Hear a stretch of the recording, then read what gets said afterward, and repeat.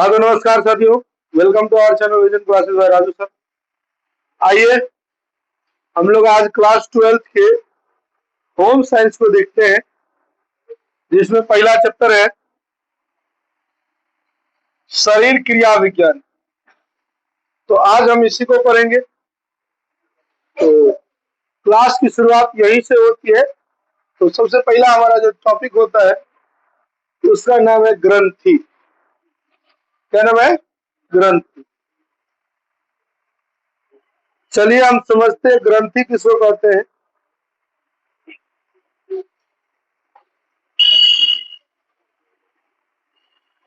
तो ग्रंथि कहा जाता है कोशिकाओं का वैसा समूह जो विशेष प्रकार के रासायनिक पदार्थों का उत्पादन करते हैं। और उत्पादन करना चाहिए या स्राव करना चाहिए। उत्पादन करना मतलब बनाता है, और स्राव करना मतलब जहां जरूरत होता है वहां स्रावित भी करती है, पहुंचाती भी है। तो उसी को हम लोग क्या कहते हैं? उसी को हम लोग ग्रंथि कहते हैं। जैसे एग्जाम्पल के तौर पर अगर बात करें तो हार्मोन हो गया,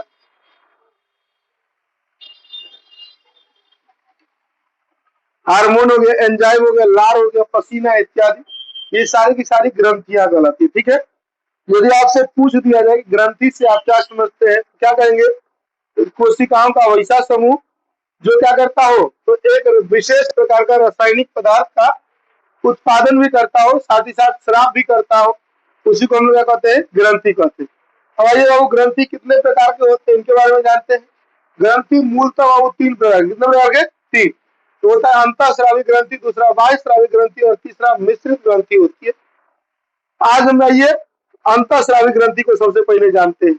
कथा वैसी ग्रंथि जिसमें नालिकाएं नहीं पाई जाती है, जो अपने द्वारा स्रावित रासायनिक पदार्थ हार्मोन को सीधे रक्त के प्रवाह में छोड़ती है, उसे अंतःस्रावी ग्रंथि कहते हैं। मतलब वैसी ग्रंथि जिसके लिए अंदर में उसका एक अलग ट्यूब ना पाया जाता। जैसे एग्जांपल के तौर पर और सारी ग्रंथि की बात करेंगे, बाह्यस्रावी ग्रंथि की या उसके आगे दूसरे ग्रंथियों की बात करेंगे, तो उसमें क्या होती है? तो उनकी एक अलग प्रकार की ट्यूब बनी रहती है, नालिकाएं बनी रहती है, जिसकी सहायता से वो एक स्थान से दूसरे स्थान या हमें जहां जरूरत होती है उन हार्मोन्सों की, वहां ये पहुंचती है या पहुंचाती है।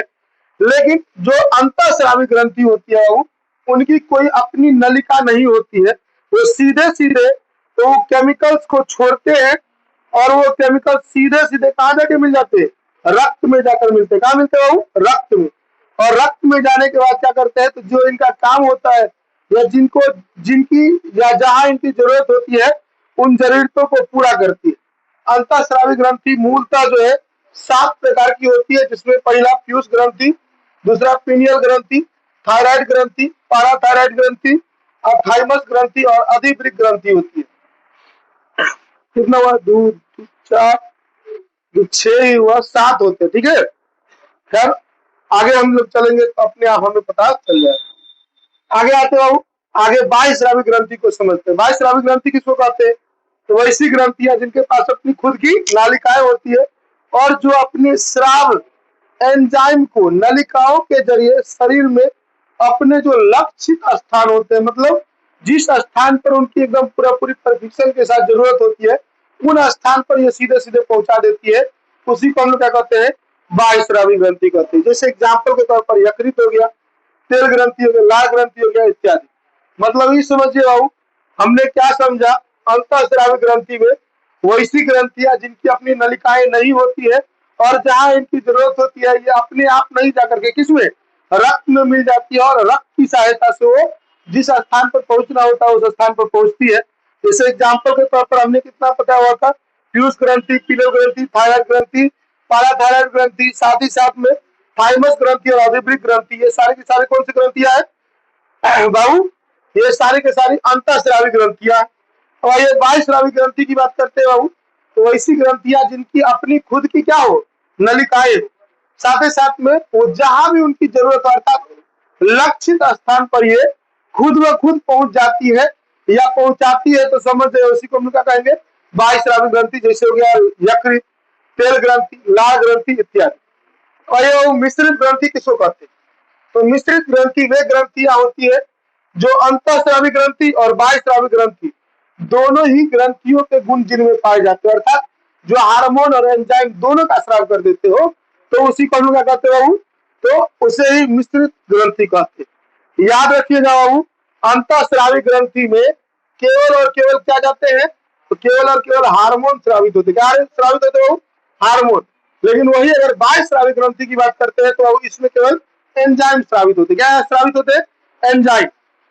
अगर मिश्रित ग्रंथि की बात करिएगा तो दोनों ही स्रावित होता है, अर्थात हार्मोन भी स्रावित होता है और साथ ही साथ एंजाइम भी स्रावित होते हैं। तो 3 ग्रंथियां होती है जो कि हमने अभी पढ़े हुए। कौन कौन से? अंतःस्रावी ग्रंथि, बाह्य स्रावी ग्रंथि, मिश्रित ग्रंथि। अंतःस्रावी ग्रंथि हमने किसको पढ़ा हुआ था? तो ऐसी ग्रंथियां जिनके पास अपनी खुद की नालिकाएं ना होती है, वो रक्त की सहायता से जिस स्थान तक पहुंचना होता है वहां पहुंचती है, तो उसी को हम लोग क्या कहते हैं? अंतःस्रावी ग्रंथि होती है। जैसे एग्जाम्पल के तौर पर हमने 6 अंतःस्रावी ग्रंथियों के नाम बोला, जैसे पीयूष ग्रंथि, पीनियल ग्रंथि, अब उसके बाद थायराइड ग्रंथि, पाराथायराइड ग्रंथि, इस तरह से होते हैं, अधिपिंड ग्रंथि और संचार। अब आगे हमने बाह्यस्रावी ग्रंथि को जाना, वैसी ग्रंथियां जिनकी अपनी खुद की नालिकाएं होती है और जिस लक्षित स्थान पर इन्हें जाना रहता है या जहां इनकी जरूरत होती है, ये ऑटोमेटिकली अपने आप पहुंच जाते हैं, तो उसको हम लोग क्या कहते हैं? अंतर बाह्यस्रावी ग्रंथि। जैसे यकृत हो गया, तेल ग्रंथि हो गया, लाल ग्रंथि हो गया इत्यादि। अब हमने मिश्रित ग्रंथि को जाना। मिश्रित ग्रंथि किसको कहेंगे? तो वैसी ग्रंथि जो क्या करे, अच्छा हमने एक और चीज अभी बोलना भूल गया। अंतःस्रावी ग्रंथि में केवल क्या स्रावित होते हैं? हार्मोन। बाह्यस्रावी ग्रंथि में केवल क्या स्रावित होते हैं? क्या? एंजाइम। वही मिश्रित ग्रंथि की बात करें तो हार्मोन तथा एंजाइम दोनों ही स्रावित होती है, उसी को हम लोग मिश्रित ग्रंथि कहते हैं। जैसे अग्नाशय हो गया। अब ये हार्मोन किसको कहते हैं? तो कह रहा हमारे शरीर के अंतःस्रावी ग्रंथि में स्रावित होने वाला एक रासायनिक पदार्थ होता है। क्या होता है बाबू? हार्मोन जो होता है वो हमारे शरीर में अंतःस्रावी ग्रंथि द्वारा स्रावित होने वाला एक रासायनिक पदार्थ होता है, उसे हम लोग क्या कहते हैं? हार्मोन कहते हैं। और ये हार्मोन जो है रक्त प्रवाह के माध्यम से भिन्न भिन्न अंगों तक पहुंचती है और अनेकों प्रकार की क्रियाओं को नियंत्रित करती है। तो अगर हार्मोन को आपसे पूछ दिया जाए कि हार्मोन को और डिटेल में बताइए, तो हार्मोन एक वैसा रासायनिक पदार्थ होता है जो अंतःस्रावी ग्रंथि के द्वारा किसमें? रक्त के द्वारा अपने क्रियाओं को संपादित करती है या अनेक क्रियाओं को संपादित करती है, तो उसे हम लोग क्या कहते हैं? हार्मोन कहते हैं। अब आइए, इन्हें रासायनिक संदेहवाहक भी कहा जाता है क्योंकि ये एक स्थान पर बनते हैं लेकिन शरीर के विभिन्न हिस्सों में ये कार्य करते हैं। मतलब इनका कार्य शरीर के भिन्न भिन्न हिस्सों में होता है। बनते भले ही एक स्थान पर है लेकिन कार्य इनका अनेकों स्थान पर शरीर के भिन्न भिन्न स्थानों पर होता है। आगे ये हार्मोन के कार्य को देखते हैं बाबू, तो शरीर के उपापचय अर्थात मेटाबॉलिज्म को नियंत्रित करता है। साथ ही साथ में कह रहा है हृदय का धड़कन, मतलब आप सभी जानते हैं जो दिल हमारा हृदय धड़कता है, रक्तचाप, संचार प्रणाली, इन सब चीजों को कौन नियंत्रित करता है? हार्मोन नियंत्रित करता है। शरीर के कुछ अंगों को सक्रिय करता है तथा कुछ अंगों को निष्क्रिय भी करता है। मतलब कुछ अंगों को चलाता भी और कुछ अंगों को बंद भी करके रखता है। कौन? ये तो हार्मोन। आगे ये प्रजनन अंगों के विकास एवं कार्य प्रणाली को नियंत्रित करता है। जो भी प्रजनन अंग है, अर्थात कहने का मतलब क्या है ना बाबू, जितने भी सेक्स जो मतलब ऑर्गेन्स होते हैं उन सबों को नियंत्रित भी करते हैं, साथ ही साथ प्रजनन कार्य में ये थोड़ा सा सहायक भी होते हैं। आगे अगला कहता है शारीरिक वृद्धि एवं शरीर की को पर्यावरण के अनुकूल बनाने में सहायता करती है। हार्मोन जो होता है बाबू, वो शरीर की वृद्धि में साथ ही साथ शरीर को पर्यावरण के अनुकूल एडजस्ट करने में हमारी सहायता करती है। भूख, पाचन, ऊर्जा स्तर, नींद, भावना एवं तनाव, इस सब को कौन नियंत्रित करता है? हार्मोन नियंत्रित करता है। कौन करता है बाबू? हार्मोन। तो याद रखिएगा, आपसे पूछ ले भूख, पाचन, ऊर्जा स्तर, नींद, भावनाएं, तनाव, स्ट्रेस जिसको कहते हैं, ये सारी की सारी चीजें कौन नियंत्रित करता है? ऑब्जेक्टिव में आपसे पूछ सकता है कि बताइए भूख को कौन नियंत्रित करता है? ऑप्शन दे देगा हार्मोन, एंजाइम, दोनों इनमें से कोई नहीं। किसमें आप दीजिएगा बाबू? हार्मोन। ठीक है, हार्मोन की विशेषता समझिए बाबू। यह जो है अंतःस्रावी ग्रंथि द्वारा स्रावित होता है और रक्त द्वारा शरीर के विभिन्न भागों तक किसको? O2 को पहुंचाता है। किसको पहुंचाता है बाबू? O2। अब आगे शरीर की गति एवं विकास, प्रजनन, उपापचय जिसको मेटाबॉलिज्म कहते हैं, इन सब चीजों को नियंत्रित करता है, मतलब बढ़ने नहीं देता है। ठीक है, अगर शरीर में ये सब चीजें या मेटाबॉलिज्म बहुत अधिक बढ़ जाता है तो हमारा हमारे शरीर में अनेकों प्रकार के रोग हो जाते हैं या हमारे शरीर अनेकों प्रकार के रोग से ग्रसित हो जाते हैं, तो इन सब चीजों को यही नियंत्रित करता है कौन? हार्मोन। अगर ये अत्यंत सूक्ष्म मात्रा में भी ये प्रभावी होते हैं, अर्थात ये नहीं कि हार्मोन बहुत ज्यादा मात्रा में ही होनी चाहिए, कम मात्रा में भी होता है तो ये उतना ही प्रभाव दिखाती है जितना प्रभाव ज्यादा मात्रा में होने के पश्चात। शरीर में अधिक समय तक संचित नहीं रहते, कार्य समाप्त होने के बाद नष्ट होकर के उत्सर्जन द्वारा शरीर से बाहर निकल जाते। मतलब इस समझिए बाबू कि ये हर हमेशा हमारे शरीर में रुके नहीं रहते, बल्कि जब तक इनका कार्य नहीं होता है तब तक ये कार्य करते हैं, और जो ही कार्य एक बार संपादित हो गया तो कार्य संपादित होने के पश्चात हमारे शरीर से उत्सर्जन की क्रिया के द्वारा शरीर से बाहर निकल जाते। ये होता है हार्मोन। आगे ये हार्मोन प्रोटीन से बने होते हैं। अगर आपसे पूछ दिया जाए ऑब्जेक्टिव क्वेश्चन में हार्मोन किनसे बने होते हैं और ऑप्शन में दे दिया जाए कार्बोहाइड्रेट, प्रोटीन, दोनों इनमें से कोई नहीं, अवश्य इनमें से कोई नहीं, तो किस में मारिएगा ठीक बाबू? प्रोटीन। हार्मोन की अधिकता या कमी से विभिन्न रोग उत्पन्न हो सकते हैं बाबू। हार्मोन अधिक भी नहीं होना चाहिए हमारे शरीर में और ना ही कम मात्रा में होनी चाहिए, दोनों ही परिस्थितियों में हमारे शरीर में अनेकों प्रकार के रोग उत्पन्न हो सकते हैं। हार्मोन का महत्व क्या है बाबू? हार्मोन शरीर के विभिन्न कार्यों को नियंत्रित भी करता है, साथ ही साथ संतुलित रखने में भी ये क्या रासायनिक संदेशवाहक का कार्य करता है। ये शरीर के विभिन्न आवश्यक प्रक्रिया जैसे में भी महत्वपूर्ण भूमिका निभाती है। जैसे एग्जाम्पल के तौर पर बात करेंगे तो शरीर की शारीरिक विकास, शरीर की शारीरिक वृद्धि एवं विकास में यही हार्मोन सहायक होता है। बचपन से वृद्धावस्था तक शरीर के विकास एवं उत्तकों की मरम्मत में भी ये हमारे लिए बहुत ही ज्यादा सहायक होता है। कौन? तो ये हार्मोन। भूख और पाचन में उपापचय को नियंत्रित करता है, साथ ही साथ पोषण को, अर्थात जो हमारे शरीर के जितने भी पोषक पदार्थ है उनका सही यूटिलाइजेशन कैसे करता है, ये यूटिलाइजेशन करके हार्मोन हमें ऊर्जा भी प्रदान करती है, ऊर्जा में भी परिवर्तित कर देती है। ऊर्जा स्तर शरीर में जितने भी आवश्यकता होती है ऊर्जा की, ये संतुलित और जितना पर्याप्त मात्रा में ऊर्जा की आवश्यकता होती है हार्मोन हमें उतनी ऊर्जा की प्राप्ति कर देती है। भावनाओं और मानसिक स्थिति, कभी खुशी, गुस्सा, तनाव एवं अवसाद जैसी भावनाओं को भी यही नियंत्रित करता है। मतलब ही समझिए खुशी बहुत ज्यादा हो गया तो समझिए हार्मोन के कारण, गुस्सा बहुत ज्यादा आ रहा है किसके कारण? हार्मोन के कारण।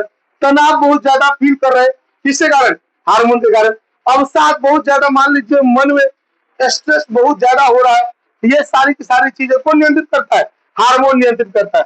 नींद का भी नियंत्रण, मेलाटोनिन एक नामक हार्मोन होते, कौन सा? मेलाटोनिन नामक हार्मोन, जो नींद और जगाने ये दोनों के चक्र को नियमित रूप से बढ़िया से एकदम कोऑपरेट करके या कोऑर्डिनेट करके चलाता है, नियंत्रण करके चलाते रहता है। ठीक है कि नहीं? अगर ये प्रजनन एवं यौन विकास, प्रजनन तंत्र, मासिक धर्म, गर्भधारण और यौन विशेषताओं, इन सब चीजों में यही हार्मोन जो है वो विकास कराता है। अर्थात विकास में ये हार्मोन क्या होता है? बहुत अधिक सहायक होता है। ठीक है,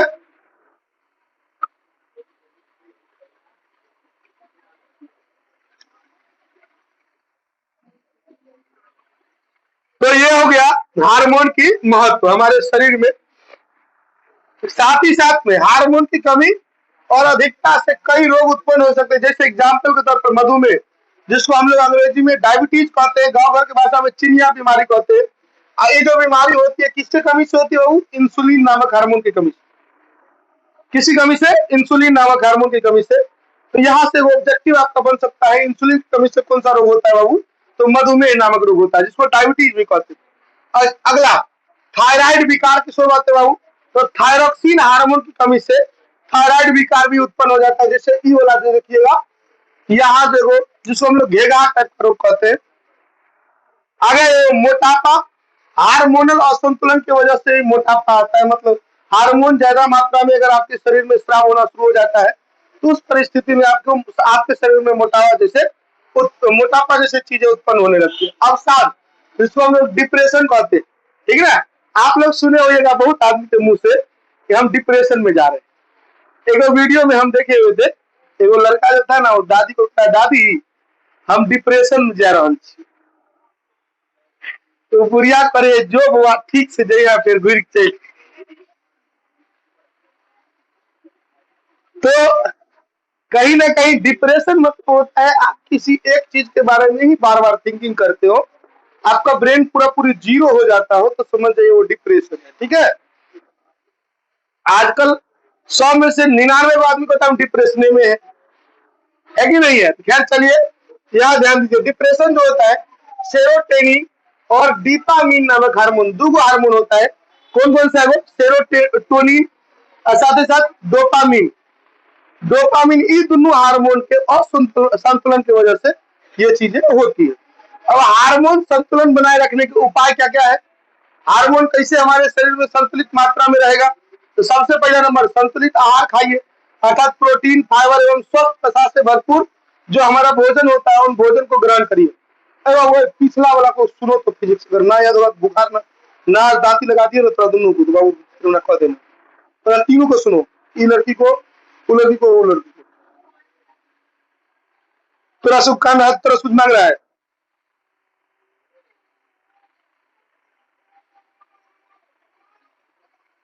और क्या है रो रहा है? क्या है?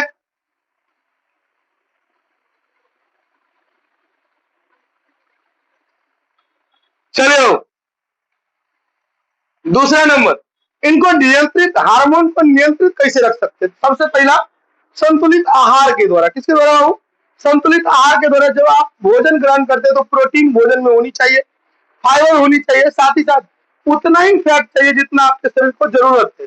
ये नहीं कि एकदम फैट भरपूर मात्रा में डाल दिए तो शरीर में कहीं ना कहीं हार्मोन इम्बेलेंस हो ही जाएगा। दूसरा, नियमित व्यायाम। हम लोग सबसे ज्यादा दिक्कत यहाँ करते हैं, ठीक है कि नहीं है? कोई भी आदमी आज के समय में व्यायाम करवे नहीं करता, व्यायाम नहीं करते। हम देखे 90% आदमी ऐसा होता है जो सुबह सुबह उठ के चलना तो छोड़िए, सुबह उठने का टाइम 9 बजे 8 बजे नहीं, तो कैसे हार्मोन एकदम बढ़िया से बैलेंस रहेगा? तो वही कहता है शारीरिक गतिविधि हार्मोन उत्पादन को नियंत्रित करता है, मतलब शारीरिक कार्य करना जरूरी है।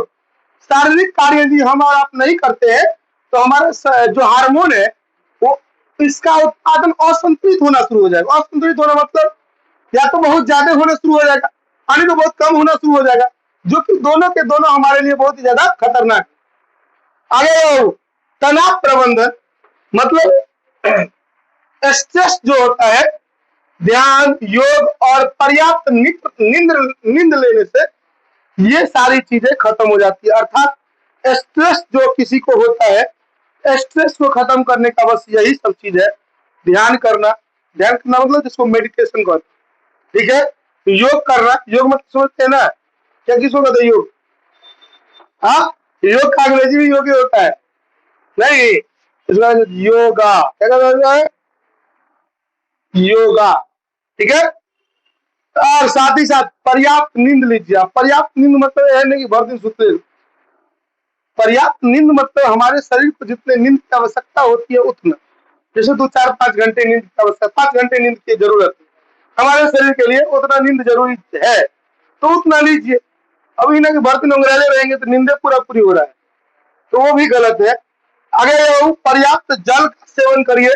हमारे शरीर में पाचन क्रिया को सुचारू रूप से चलाने के लिए सबसे जो जरूरी चीज होता है वो क्या होता है?